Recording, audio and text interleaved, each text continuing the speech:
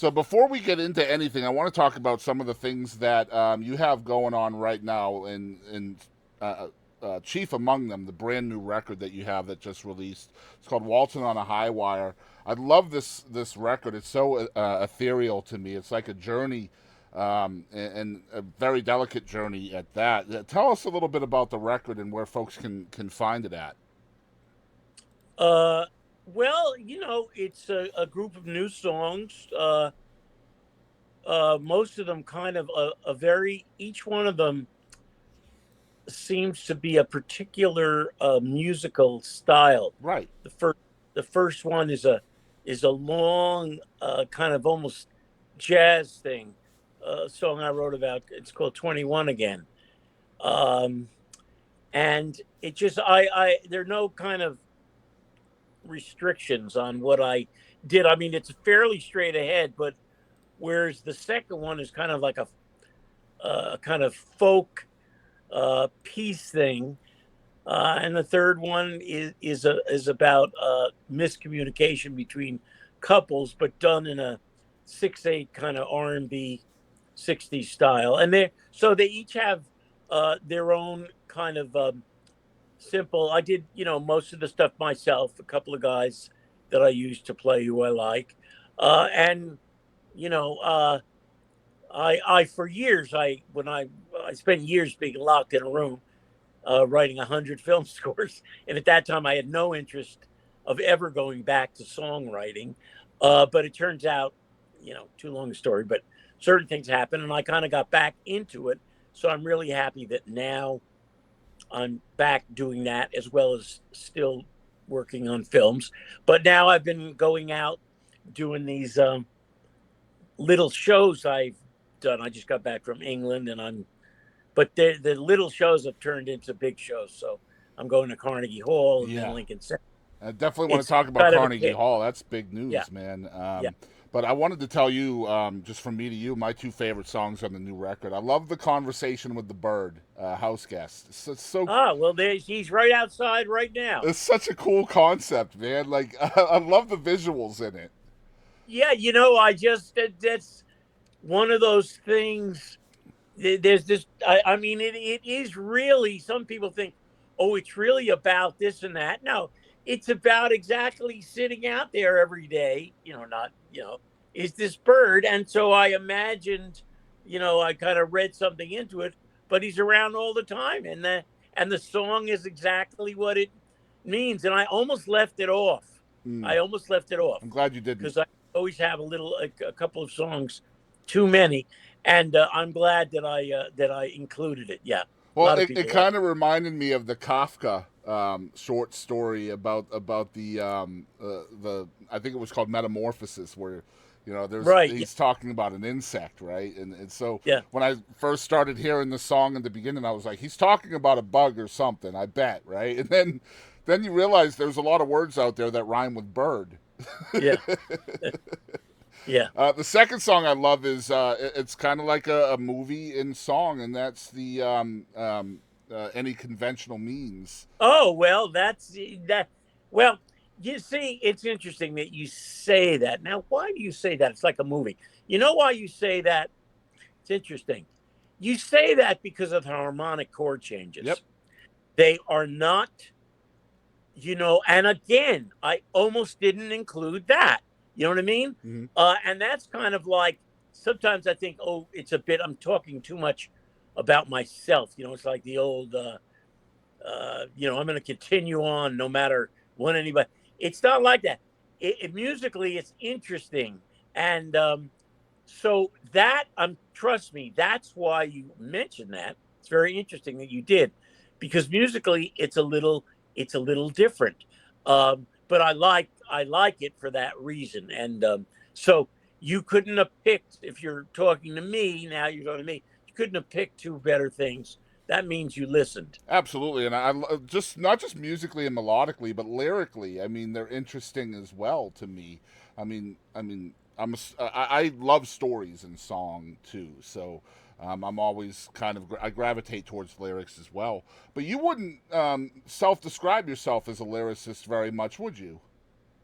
No, I mean, look, after all these years and now getting back to it and writing many songs, and I don't write with anybody else because that's the way it started. I didn't never thought about writing songs or certainly words or let alone singing them. It's just that's what was on when I got out of school.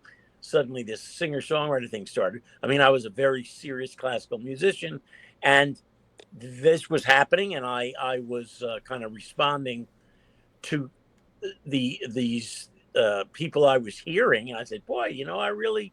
So, and all of a sudden, I started doing it. But so I never think of myself as a lyricist, but yes, I am. I write the lyrics to my own stuff. So And yeah, like, yeah, I mean, you're just an incomparable composer in my opinion, and I'm so stoked to have you on the show and talk about some of the things.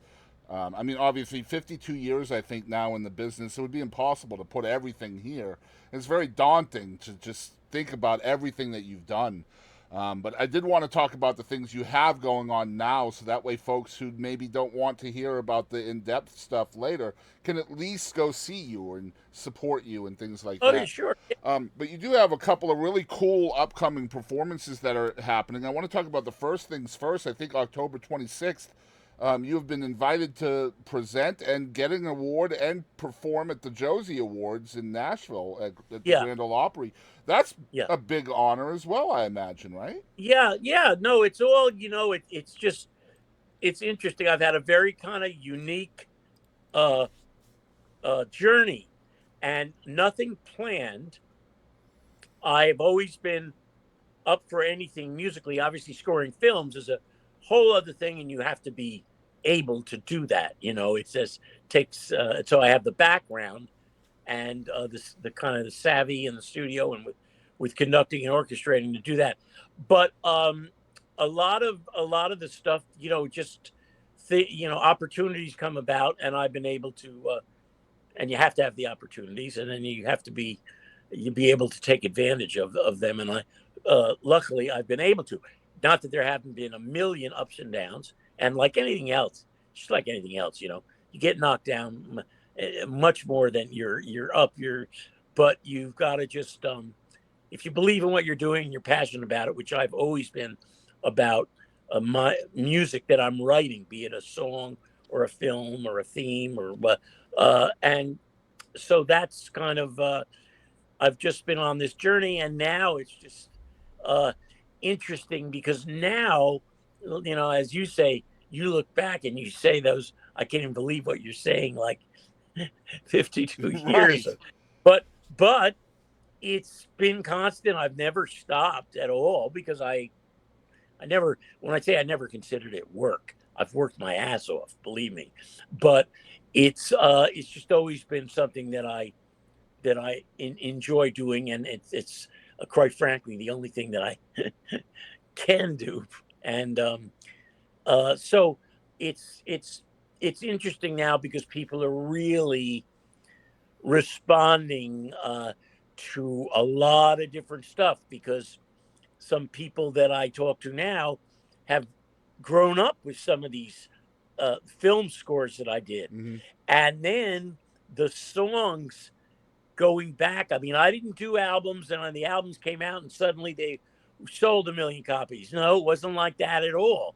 So I have this kind of interesting history of people covering the songs, and then my history in England as an artist, and then getting to into something else. So it's kind of interesting. People like will look at something and they go, "Well, hold it, that's impossible." I've been basically accused of being my own the son of the person they're talking about, Right. and just don't understand that. No, I was 21, 22 years old. I did these albums and blah blah blah, and now it's all these years later, and then I gravitated towards something else, and I usually don't really until recently mix the two. I mean, for 25 or 30 years, I was locked in a room, part of the time in this room, and didn't really go out and just loved what I was doing. And it was very pressurized and a lot of politics involved and everything. But it's really backbreaking work Mm-hmm. However, it's got a great, creative upside, and it was a great thing to be scoring. The great iconic little comedies when I did them. No one even thought about them, whether it was The Mask or My Cousin Vinny or Billy Madison, and then doing Gettysburg and Last of the Mohegans. Just completely different kinds of stuff, and that kept me on my toes and fresh because I never fell into that kind of regular setting of. Would you say you're more of a windshield person rather than a rearview mirror person? Kind of looking Yes, forward definitely. always? Yeah, I'm full frontal. Yeah. Yeah. And December, I think it's December 8th, you're going to be at the Carnegie Hall, which, Oh, that's going to be, and people can a get shit tickets show. for that at carnegiehall.org. I'm going to make Right. sure that's Yeah. in the Yeah. You get description it. Yeah. below. There's a million places where you get, tickets Yeah. for that. And that's going to be great. But I've been doing a lot of this stuff in the last year and a half.